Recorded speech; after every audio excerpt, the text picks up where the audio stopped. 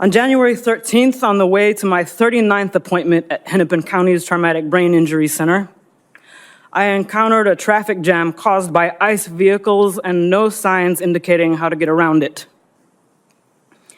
I had not wanted to pull into a blocked, chaotic intersection, but verbally agreed to do so and rolled down my window after an agent yelled, "Move! I will break your effing window!"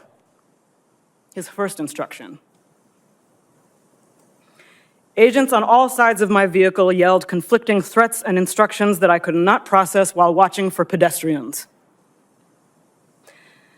Then the glass of the passenger side window flew across my face.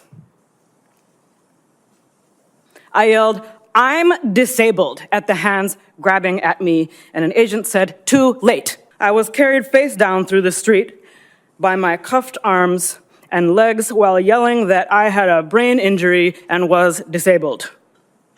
I now cannot lift my arms normally. I was never asked for ID,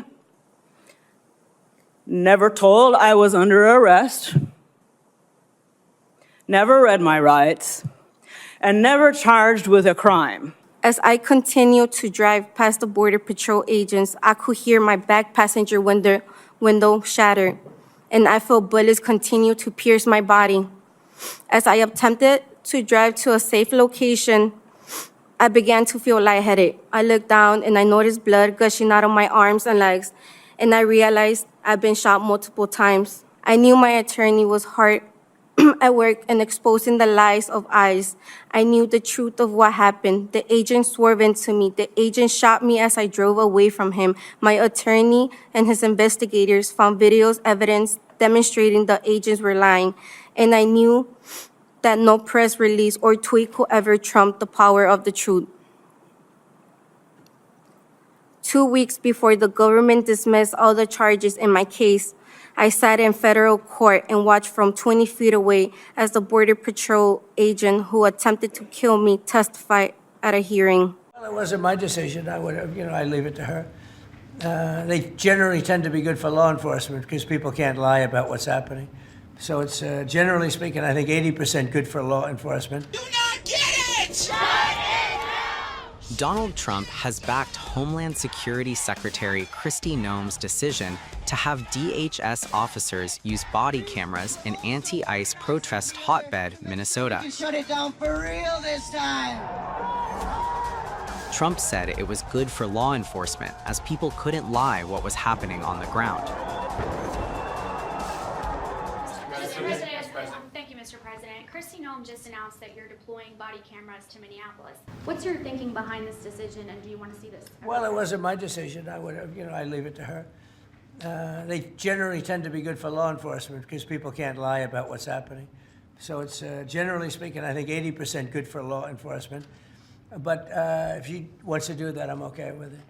Remember one thing, we closed the border. I got elected on a disastrous border. And we have nobody coming in through our border anymore. We had 25 million people come in 4 years through our border. Many of them were murderers and drug dealers and mentally insane from mental institutions and insane asylums. And now we don't have anybody coming in.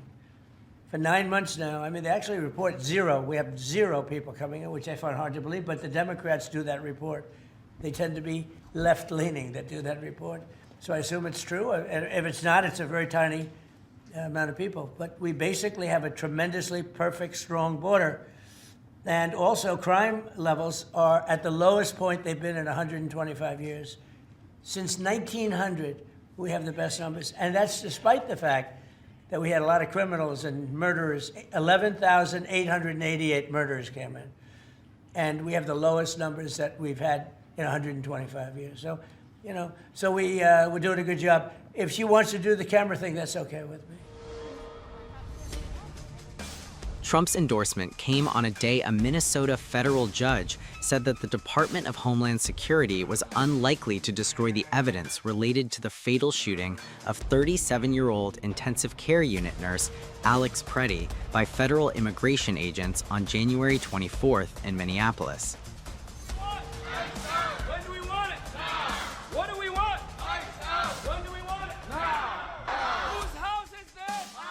As per Reuters, U.S. District Judge Eric C. Tostred said he was troubled by the Donald Trump administration's officials rushing to defend the federal agents and label Preddy a terrorist.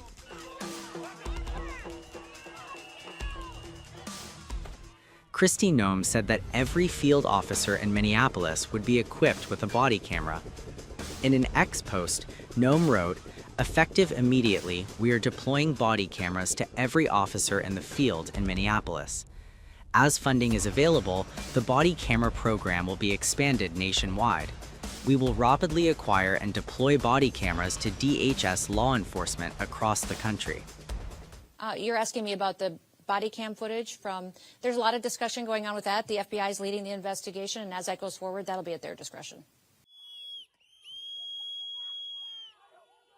According to court filings, officers involved in the Preddy shooting were wearing body-worn cameras. Preddy was shot at a protest by 2 federal officers after he reportedly refused to move out of the street following an order from a customs officer.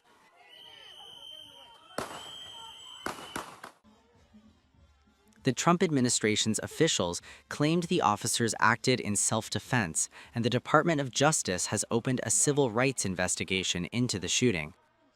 Do you agree with the assessment from some of your own officials that Alex Preddy is a domestic terrorist or an assassin? Well, I haven't heard that, but certainly he shouldn't have been carrying a gun. But hey, look, bottom line, everybody in this room, we view that as a very unfortunate incident, okay? Right. Everyone, right. Unless right.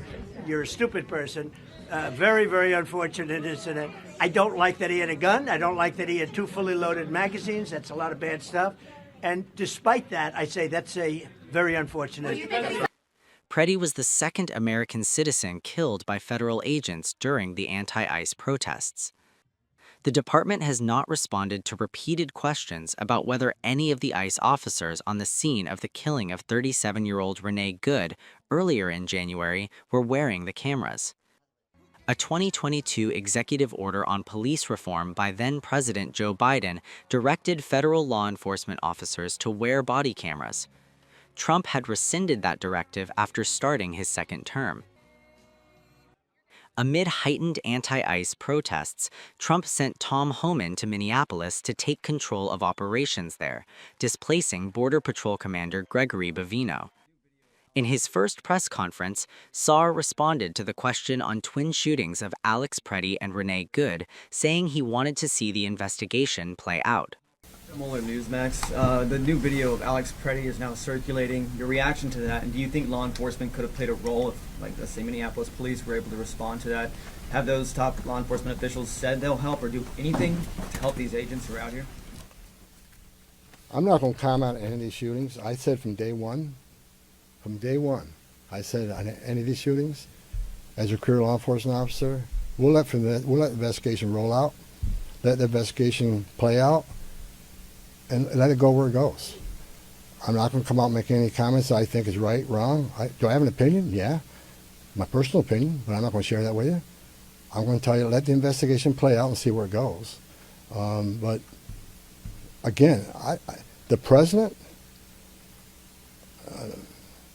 one of the words he said to me when I came up here, he said he didn't want to see anybody die. The less interference, the less rhetoric, the less, I have buried Border Patrol agents and I buried ICE agents throughout my career, and the saddest thing I've ever done is hand a folded flag to a wife or a child. I don't want to see anybody die. Even the people we're looking for. I don't want to see anybody die. And despite what people think of Tom Homan, I say a prayer every night that everybody goes home safe. This isn't good. But I think my conversations the last 2.5 days are leading us to a safer community, letting ICE officers operate in the safety and security of a jail more than on the street.